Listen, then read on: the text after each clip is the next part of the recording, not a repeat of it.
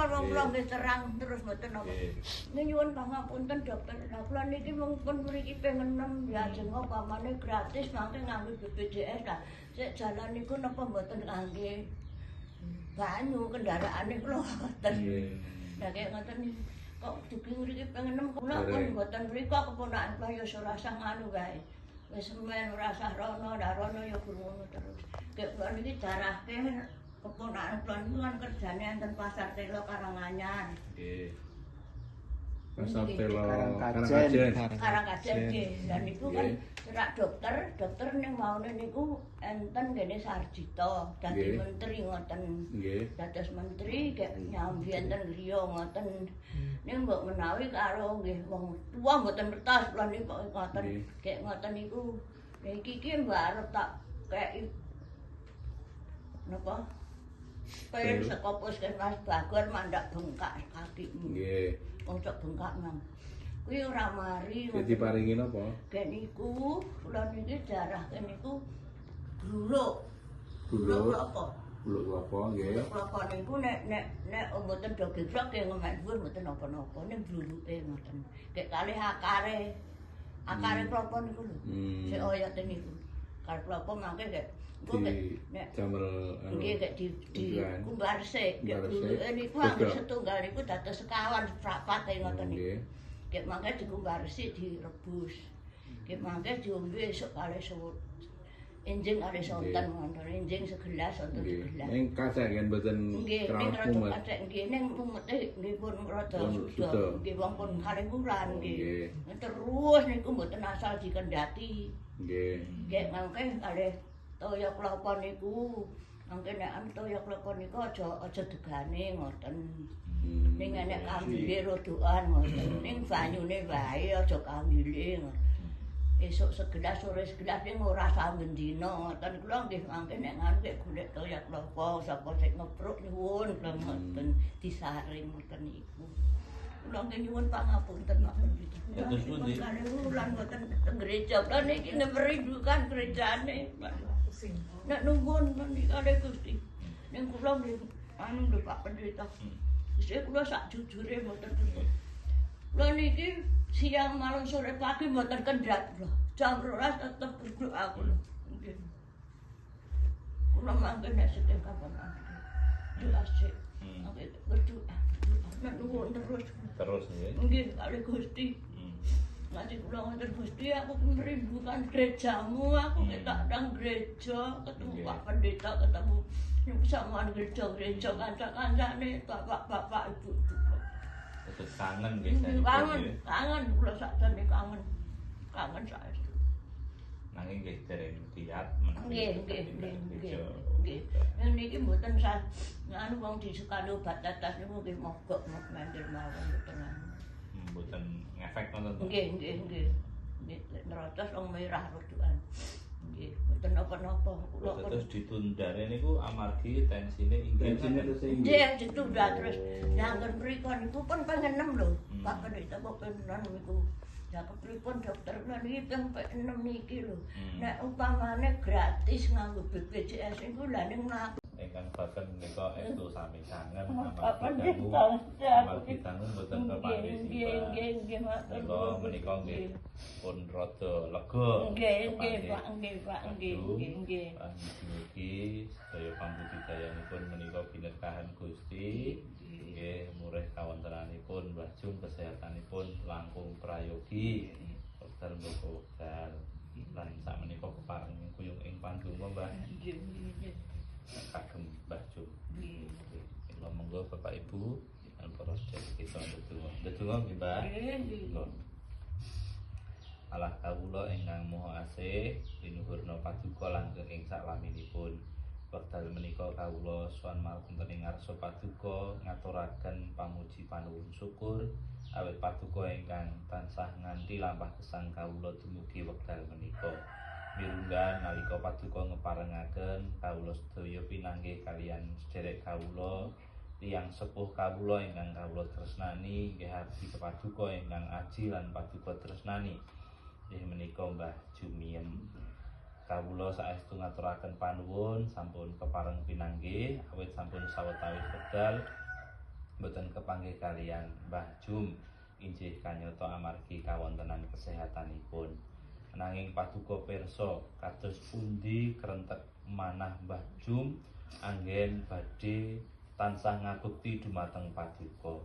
Badya ing sawetawis wekdal dereng saged tindak gereja ananging manahipun tansah meleng dumateng paduka lan tan kendhat anggenipun ndedonga ngluhuraken asma paduka. Mila ing wekdal sakmenika kersa paduka nyembadani panyuwunanipun. Inggih kawontenan kesehatanipun kersa paduka mulihaken supados Mbah Jum langkung sekeca badanipun langkung kiyat saged nindakaken gesang padintenan kanthi prayogi lan wilujeng langkung-langkung kebak ing bagas kesarasan. Nyuwun paduka ingkang tansah ngreksa lan ngrimati, paduka ingkang paring pengayoman inggih awit paduka menika papan pangungsen kawula lan papan pangauban kawula. Mila kawula saestu nyadong berkah saking paduka, murid Mbah Jum tansah ngraosaken ing salebeting manahipun tentrem rahayu. Sakmenika dumugi ing saklami-laminipun. Ing salajengipun Gusti nyuwun paduka tebihaken saking sedaya bilahi pangudha rencana mugi Mbah Jum lan ugi dalem menika saestu tansah linuberan sih paduka kebak ing raos tentrem rahayu peparing paduka. Allah kawula ingkang maha asih nyuwun paduka berkah ugi sakiwa tengenipun Mbah Jum murid dados tiyang-tiyang ingkang saestu sae lan prayogi tansah saged nuwuhaken gesang sesarengan ingkang saestu kebak kabingahan lan kebak ing pirupun guyub. Mila sawetahipun Gusti tiyang sepuh kawula Mbah Jum menika kawula pitadosaken wonten ing asta pitulungan paduka. Paduka ingkang tansah mitulungi, paduka ingkang tansah ngiyataken murid Mbah Jum tansah setya dados kagungan paduka ingkang nyunaraken sih paduka dhateng sintena kemawon. Sedaya menika dohalah ingkang dados pandonga lan panyuwunan kawula kersa paduka miyarsakaken lan paduka ingkang nyembadani. Wonten ing Sang Kristus Yesus juru wilujeng kawula ingkang sejati, kawula ndedonga ngaturaken panuwun syukur lan mitadosaken sawetahipun tiyang sepuh kawula Mbah Jumiem. Amin. Gusti berkahi Mbah Jum nggih. Mugi enggal sae.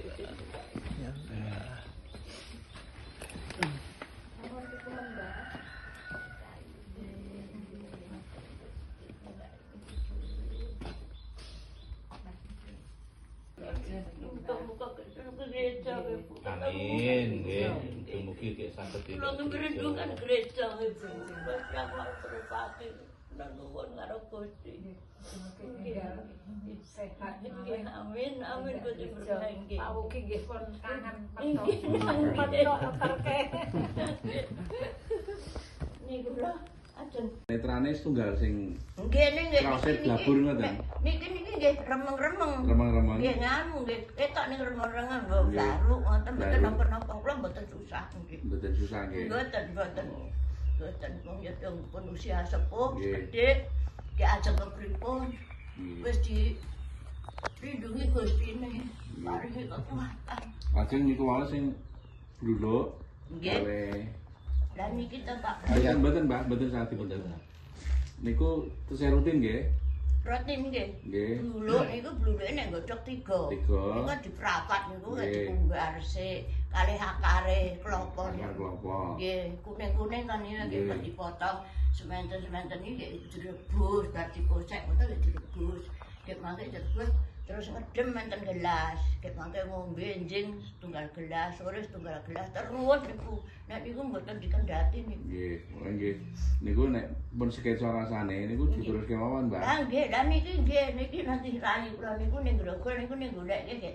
Wingi niku tengene tetangga kula niku. Iya anak Gusti berkahi. Untuk bluluk kula ngaten udah tiba niku lho. Pas Nggih. Jawa terus Oh, terus nggih. nggih.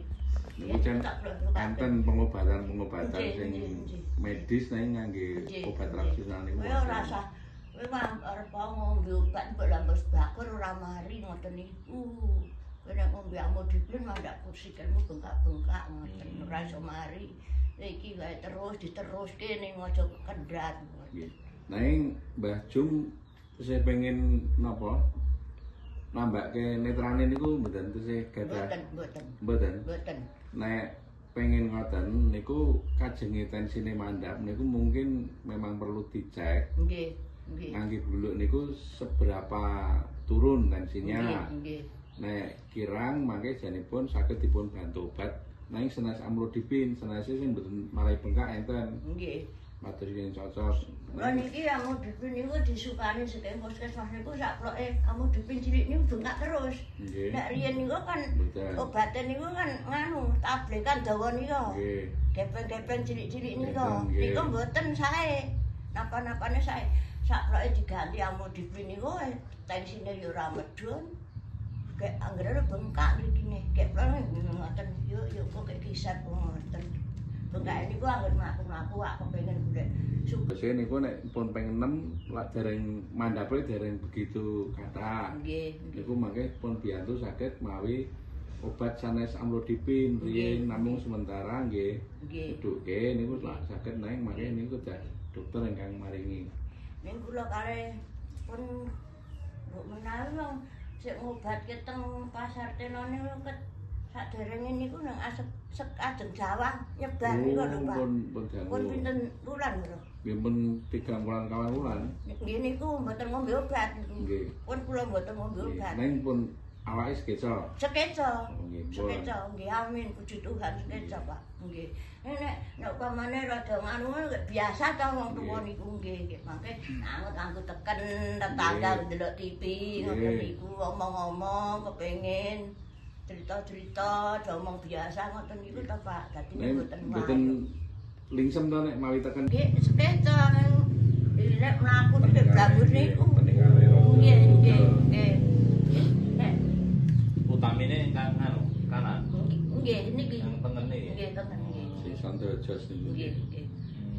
Nek rine niku lho kerja riyen tesi alit niku dokter kur ngarahke aku kacamata kula niki kerja mboten saged nek kaca mripat kula ngoten. Rada nganu ning suwe-suwe nggih kula tumbas ke obat niku sae-sae namanya tua ya. Nggih sak kersane Pak lak geten ajeng kepripun kula nggih pun pasrah seneng kok kula. Men mripatene siji ya rada blaruk niku mboten napa-napa. Ngoten. Ya wis arep puji aku ya wis ajar to. Wis ora kepiye-kepiye do ngoten niku. Aku ya ora susah kok kula ngoten tetangga. Terus nggih tidak niku saged meng namung tok. Nggih, nggih, nggih, nggih, nggih.